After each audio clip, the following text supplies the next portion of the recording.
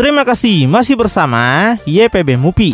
Masih melanjutkan part sebelumnya, Gon dan Bardock akan bekerja sama melawan Raja Iblis. Bahkan, Bardock ditunjukkan menggunakan Ultra Instinct Omen yang luar biasa. Jadi, cerita kita berlanjut dengan permukaan planet Tandus berwarna merah di sektor 9 alam iblis. Di langit saat ini, ada dua aura terang di tengah penerbangan ke depan. Kita melihat bahwa mereka adalah Pegito dan juga Yamoshi, yang baru saja memusnahkan Kaisar Sektor 9 yaitu Sega. Pegito menjadi cukup kesal karena mereka sudah terbang lebih dari 20 menit sampai sekarang. Tapi tempat ini nampak tidak berujung dan dia nggak melihat tanda-tanda peradaban. Jadi Pegito penasaran seberapa jauh sebenarnya mereka dari istana kerajaan Sektor 9.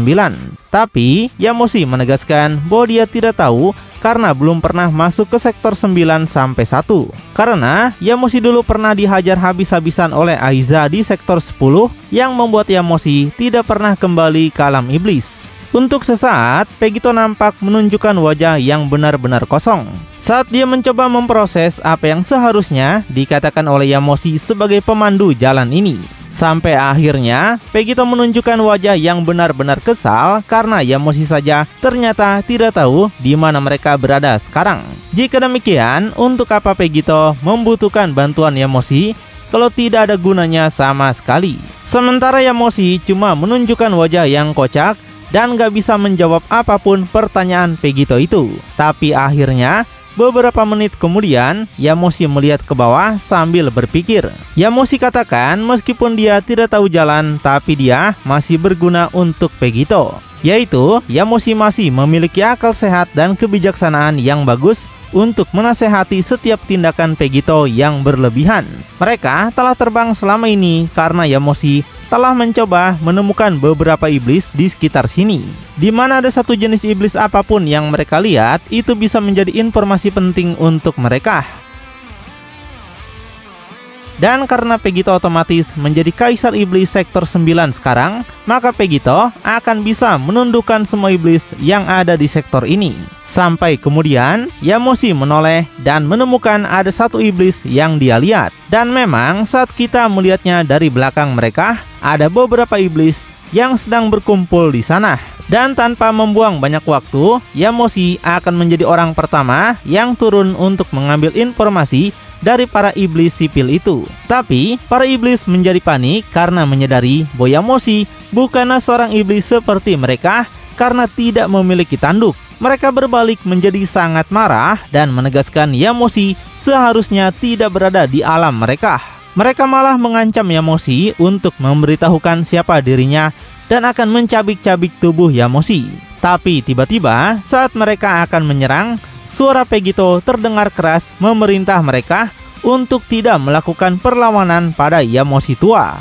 Sementara Yamoshi menjadi cukup kesal karena Pegito terus memanggilnya dengan Saiyan tua. Padahal dia adalah seorang dewa dan memiliki wajah yang terlihat lebih muda dibandingkan Pegito sendiri. Sampai akhirnya Pegito turun kepada mereka dengan menunjukkan senyuman congak seperti biasanya. Pegito nggak peduli dengan ocehan Yamoshi karena Pegito sudah menganggap Yamoshi sebagai Saiyan dewa yang sudah pensiun. Tapi kembali pada para iblis yang nampak menunjukkan kepanikan penuh saat menyadari bahwa Pegito adalah Kaisar Iblis Sektor 9 yang baru. Secara otomatis, semua penduduk di sektor ini memang sudah tahu tentang Pegito dan bagaimanapun harus tunduk padanya. Jadi, mereka segera bersujud pada Pegito dan minta maaf karena tidak mengetahui bahwa makhluk kuno itu adalah temannya. Dengan Yamoshi yang nampak cuma menghembuskan napas panjang saat para iblis juga menghinanya dengan sebutan makhluk kuno. Kemudian Pegito memerintahkan mereka selayaknya seorang raja untuk meminta mereka segera bangun. Pegito punya tugas untuk mereka, yaitu mencari di mana istananya berada, tapi nggak melihat dimanapun kerajaannya sekarang. Pegito ingin mereka membawanya dengan cepat, jika tidak maka Pegito akan membunuh mereka semua. Dan satu iblis segera mengangkat kepalanya untuk bersedia membawa Pegito ke sana tanpa alasan. Sedangkan yang lain nampak masih tunduk oleh aura Kaisar Pegito. Dan iblis itu berkata bahwa dia akan membawa Pegito dalam sekejap, tapi dia membutuhkan waktu beberapa detik. Setelah itu, iblis itu menaruh tangannya di dada dan bersiap akan menggunakan sebuah teknik yang belum Pegito tahu. Dan hampir seketika retakan akan muncul di tanah di antara mereka. Sampai akhirnya muncul lubang hitam raksasa yang belum tahu apa di balik lubang tersebut. Tapi Pegito yang melihat ke lubang itu sama sekali tidak menunjukkan terlalu terkesan. Dia malah penasaran kenapa ada kerajaan tersembunyi di dalam tanah. Yamoshi cuma merasa kalau di setiap sektor pasti akan memiliki sedikit perbedaan dibandingkan sektor yang lain dan memiliki keunikan masing-masing. Beberapa bisa berbahaya. Jadi, Yamoshi minta Pegito untuk mendekati istana kerajaan dengan hati-hati. Tapi, Pegito segera melompat masuk ke dalam lubang tanpa peduli apapun yang ada di balik lubang itu. Pegito mengajak Yamoshi untuk mencari tahunya sendiri daripada terus memikirkan hal yang tidak penting. Mengikuti Pegito sebagai tuannya sekarang, dia pun segera melompat ke dalam lubang itu. Meskipun Yamoshi merasa Pegito terlalu ceroboh, tapi dari semua orang, jika Pegito ada di sini, maka dia nggak perlu banyak merasa khawatir. Hingga tak lama kemudian, baik Pegito dan juga Yamoshi akan melihat sebuah kerajaan iblis yang ada di bawah tanah.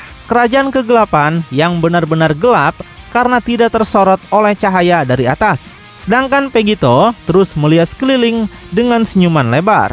Pegito menyadari bahwa kerajaan ini jauh lebih mewah dibandingkan kerajaan sektor 10, bahkan meskipun sedikit agak gelap. Dan hal pertama yang Pegito inginkan adalah mencari makan lebih dahulu sebelum melanjutkan tugasnya melawan Kaisar Sektor 8. Tapi mendengar kata makan membuat Yamoshi lagi-lagi terkejut karena dia sudah pernah bilang kalau Pegito dan dirinya tidak membutuhkan makan sedikit pun. Selain itu, Pegito punya banyak orang untuk diselamatkan dan sekarang misi itu harus terus berlangsung.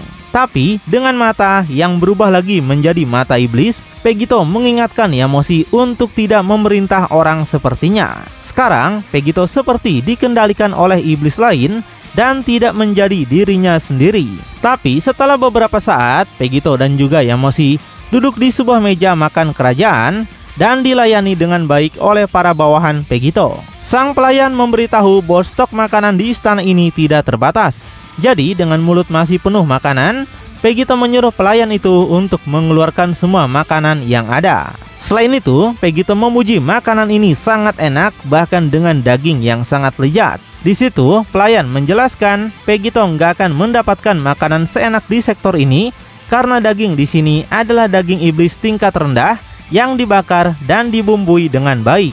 Meninggalkan Pegito menjadi sangat jijik saat tahu bahwa daging ini adalah daging iblis. Tapi setelahnya, Pegito tetap mengunyah daging itu karena dianggap makanan tetaplah sebuah makanan, gak peduli dari mana asalnya. Sementara, Yamoshi cuma meminum segelas air sambil memikirkan Pegito yang belum selesai makan juga sejak tadi. Yamoshi segera menegaskan pada Pegito bahwa dia sudah membuang banyak waktunya dengan menunggu Pegito untuk mengisi perutnya. Tapi setidaknya Yamoshi ingin tahu apa yang sebenarnya terjadi pada Sega sebelumnya. Bukankah rencana Pegito secara khusus adalah mengubah para iblis menjadi coklat dan memakannya?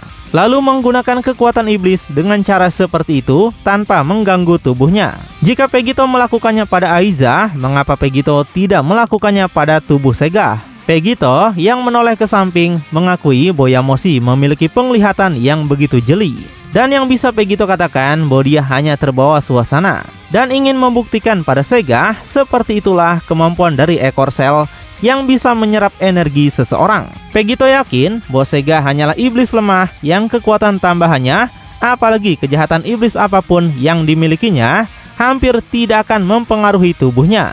Dan jika Yamoshi takut Pegito diambil alih lagi, maka Pegito akan memastikan untuk mengingatnya dalam waktu berikutnya. Sedangkan Yamoshi cuma bisa menahan amarahnya saat Pegito menyebut energi itu tidak akan mempengaruhi diri Pegito. Karena jelas-jelas Yamoshi menyadari bahwa energi itu sudah mempengaruhi pikiran Pegito bahkan sekarang ini. Terbukti dengan mata Pegito sebelumnya yang berubah menjadi merah. Dan saat mereka masih makan, cerita akan pindah dulu ke bumi di mana Bardock dan Gohan tengah mengelilingi Miro dengan perubahan terkuat mereka. Dengan senyumannya sekarang, Gohan memberitahu Bardock bahwa dia sebenarnya tidak membutuhkan bantuannya sekarang karena pertarungan sebelumnya hanyalah pemanasan awal saja. Di sini, Bardock mengerti perasaan Gohan, tapi dengan usianya yang sekarang tidak muda lagi, Bardock ingin menggerakkan tulang-tulang tuanya. Dan Bardock mengingatkan bahwa dia akan meninggalkan cukup banyak sisa untuk Gohan. Sedangkan Miro cuma menatap serius pada kepedean Bardock yang sekarang benar-benar mereka ingin mengeroyoknya sendirian. Tapi seperti yang pernah Miro katakan, bahwa mereka tidak berbeda dengan orang-orang yang sudah dia bunuh. Gak peduli dengan ucapannya, Bardock segera melakukan serangan sambil menyuruhnya menghentikan tubuhnya ini jika bisa. Dengan perubahan Ultra Instinct Omen, Bardock bergerak secepat kilat melampaui penglihatan biasa. Bardock melepaskan sebuah pukulan nuklir dengan Miro yang nampak masih biasa saja. Sampai kemudian Raja Iblis Miro dipaksa menahan pukulan itu dengan kedua tangannya dan menunjukkan ekspresi yang cukup kewalahan. Di saat keduanya terpisah lagi, Miro kali ini yang bersiap akan melepaskan pukulannya juga. Tapi nampak saat pukulan dilepaskan, dengan mudah Bardock bisa menghindarinya dalam kecepatan Ultra Instinct yang meninggalkan bayangan. Lalu seperti kuda pacu terlatih, Bardock nampak menendang dagu Miro dengan tendangan seperti kuda yang melesat ke belakang. Nampak Miro sampai memuntahkan makanan waktu pagi dan gak dapat melakukan apapun pada kemampuan Ultra Instinct Bardock. Saking kerasnya serangan itu membuat tubuh Miro terhempas melayang jauh, dengan Bardock yang nampak lari ke depan seperti ingin mengambil ancang-ancang lagi. Bardock menyampaikan pada Gohan bahwa dia merasa Miro tidak sebanding dengan kekuatan Ultra Instingnya. Jadi sebenarnya Bardock akan menyerahkan sisanya pada Gohan dan melihat apakah Gohan bisa mengalahkannya atau tidak. Tapi gak lama setelah itu, bahkan dengan serangan presisi yang tiba-tiba, Miro dapat bertahan lagi. Tubuhnya gemetar karena amarah dan kebingungan dengan apa yang baru saja terjadi padanya. Dan Miro menyadari bahwa Bardock bukanlah penduduk bumi dan kekuatannya adalah apa yang diinginkan oleh Lucifer. Sedangkan untuk Gohan hanya menonton dengan penuh kejutan di wajahnya. Gohan juga menyadari setiap gerakan yang Bardock lakukan tidak diragukan lagi seperti milik Goku ayahnya pada turnamen kekuatan dulu. Kekuatan tersebut Gohan kenal sebagai naluri ultra. Di sisi lain, Miro segera meludahi sisa-sisa darah di mulutnya dengan kembali pada mode tenangnya setelah serangan Bardock. Sampai kemudian Miro memegang pakaian hitamnya dan merasa nggak percaya sekarang dia menemukan seseorang yang dicari di planet ini. Miro membuka jubahnya dan memberitahu Bardock kalau dia adalah orang yang sudah dicari Lucifer, sekaligus akan membawa Miro pada tingkat Kaisar Iblis. Miro menunjukkan banyak tato misterius yang kemungkinan berisikan sebuah teknik rahasia seperti yang dimiliki oleh para iblis lainnya. Dengan banyak listrik hitam seperti milik Vegito, kini akan mengelilingi tubuhnya juga. Dan dalam gerakan cepat, Miro berteriak menyuruh Bardock untuk segera menyerahkan jiwanya padanya. Kecepatannya benar-benar sudah meningkat tinggi, tapi belum tahu apakah bisa melampaui kecepatan Ultra Instinct Omen. Sedangkan Bardock menyadari betul apa yang diinginkan iblis itu, karena Goku sudah menceritakan semua rencana Lucifer pada mereka sebelumnya. Jadi, Bardock nggak akan membiarkan jiwanya diambil begitu saja oleh bangsa iblis. Dia akan bersiap untuk menyambut serangan Miro, terlepas dari peningkatan kekuatan yang sudah dilakukan iblis itu. Miro melepaskan sebuah tembakan laser tapi berwarna hitam dan menyerupai listrik bercakar. Tentu aja Bardock masih dapat menghindarinya dalam kecepatan itu. Dan bahkan saat dia menggerakkan tangannya ke belakang untuk menangkap Bardock, tetap akan menjadi sia-sia. Karena Bardock sendiri bisa menghindar sambil menunjukkan wajah yang meremehkan. Dan Miro yang semakin menjadi marah terus melepaskan banyak serangannya lagi. Dengan gerakan berputarnya membuat Bardock segera menjauh dari tubuhnya. Meski begitu, Miro yang belum menyerah menggunakan teknik andalannya yaitu Demon Tornado. Sampai tiba-tiba muncul angin tornado yang sangat besar di depan Bardock sekarang.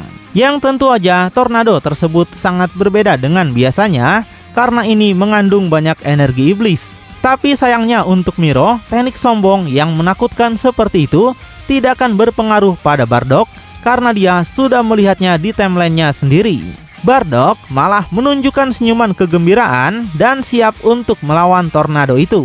Dan dengan satu mata Ultra Instingnya, Bardock akan menunjukkan balik pada Miro bagaimana dia mengatasi ini. Kemudian Bardock melompat tinggi mengarah pada puncak tornado itu tanpa rasa takut ataupun hati-hati. sambil meregangkan kedua tangannya seolah-olah ingin menangkapnya. Dan dengan satu tangan di atas dirinya sekarang, Bardock akan melakukan kontak langsung dengan serangan ganasnya. Sampai dengan satu kejutan di mana Bardock berhasil mencengkram leher Miro, di mana Miro sendiri tidak pernah menyangka bahwa dirinya bisa ditemukan dan diperlakukan seperti ini. Dengan tertangkapnya Miro, membuat tornado itu seketika memudar dan hilang kembali. Bardock meremehkan Miro dulu dan menyebutnya begitu menyedihkan sekali. Sampai kemudian Bardock melemparkan tubuh Miro dengan Miro yang hanya bisa berteriak keras saja. Pada akhirnya, tubuh Miro berakhir menghantam tanah tanpa bisa melakukan apapun lagi untuk membalasnya. Setelah itu, Miro berusaha bangun lagi sambil memuntahkan banyak darah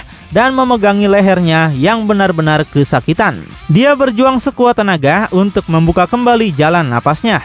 Tapi, begitu napas kembali normal, Miro kembali menunjukkan kekesalannya pada apa yang sudah Bardock lakukan. Miro menegaskan bahwa jiwa Bardock harus bisa disedot dan gak bisa membiarkan kesempatan ini berlalu begitu saja. Jika tidak, maka Kaisar Iblis lain akan mencuri apa yang telah menjadi miliknya lagi. Sampai tiba-tiba, dengan seluruh wajahnya dan raungan yang begitu besar, Miro akan meningkatkan kekuatannya lagi, lebih dan lebih dahsyat daripada sebelumnya. Miro menciptakan sebuah bola energi gelap yang sangat besar dengan Bardock yang hanya menontonnya dari jauh. Sampai akhirnya, Miro melepaskan semua energi laser yang sudah dia ciptakan dalam satu ledakan penuh. Dalam beberapa saat, Bardock akan menemukan dirinya sekarang melihat ledakan energi yang benar-benar mengkerdilkannya, menyinari seluruh tubuhnya sebelum akan menghancurkannya. Tapi, Bardock malah menunjukkan ketawa congak dan menanyakan apakah Miro berpikir bahwa ini akan menjadi akhirnya. Jika aja Miro tahu hal-hal yang sudah dia lihat. Tapi tiba-tiba reaksi Bardock berubah menjadi kaget saat melihat ada sebuah laser menghantam laser Miro dan mendorongnya menjauh dari tubuh Bardock. Entah serangan itu berasal dari mana, tapi tentunya mengejutkan Miro sendiri karena nggak pernah berpikir serangannya bisa digagalkan begitu mudah. Dan rupanya pelakunya tidak lain adalah Gohan yang kemudian muncul dan langsung menghantam pinggang Miro dengan tendangan super nuklir Rusianya. Kesempatan ini benar-benar Gohan manfaatkan dengan baik hingga membuat iblis itu merasakan kesakitan penuh pada serangan Gohan. Dan merasa senang dengan dirinya sendiri, Gohan mengingatkan apakah Miro lupa bahwa dirinya juga masih berada di medan perang. Pada akhirnya menghempaskan tubuh Miro melayang jauh dengan teriakannya yang semakin lama akan terdengar semakin pelan. Sampai kemudian tubuhnya berakhir menghantam tanah, tapi dengan posisi yang masih bisa mempertahankan dirinya. Meski begitu, Miro merasakan sakit yang luar biasa karena diserang dari dua orang sekaligus. Miro menyebut Gohan sangat pengecut sekali dan memberitahukan Gohan bukanlah orang yang diinginkan oleh Lucifer. Dia akan berurusan dengan Gohan nanti setelah dia berhasil menyedot energi Bardock. Tapi Bardock yang sekarang muncul kembali di hadapannya nampak telah balik pada bentuk base-nya. Bardock meremehkan Miro dan memberitahukan bahwa Miro tidak akan sanggup jika melawannya. Jadi Bardock akan mempersilahkan Gohan untuk menggantikannya bertarung melawan Miro. Jika Miro bisa mengalahkan cucunya yang dianggap remeh, maka Bardock akan memberikan Miro kesempatan lagi. Dengan Gohan sekarang yang menatap kakeknya dengan penuh rasa hormat, gak pernah tahu bahwa Bardock kakeknya ternyata sekuat ini. Setidaknya Bardock sudah memberi Gohan gambaran tentang seberapa kuat sebenarnya kemampuan Miro. Dan hasilnya Gohan simpulkan bahwa dia saja sudah lebih dari cukup dan minta Bardock untuk tidak ikut campur lagi. Lalu bakal seperti apakah kelanjutannya? Apakah Gohan benar bisa mengalahkan Miro cuma dengan perubahan finalnya saja? Ataukah Gohan akan mendapatkan perubahan baru yang setidaknya bisa setara Ultra Instinct? Dan apakah Miro juga akan memanggil Kaisar Iblis yang terjadi seperti saat Iblis lain melawan Goku? Makin penasaran? Tonton kelanjutannya di channel YPB Movie, channelnya anime bapak-bapak.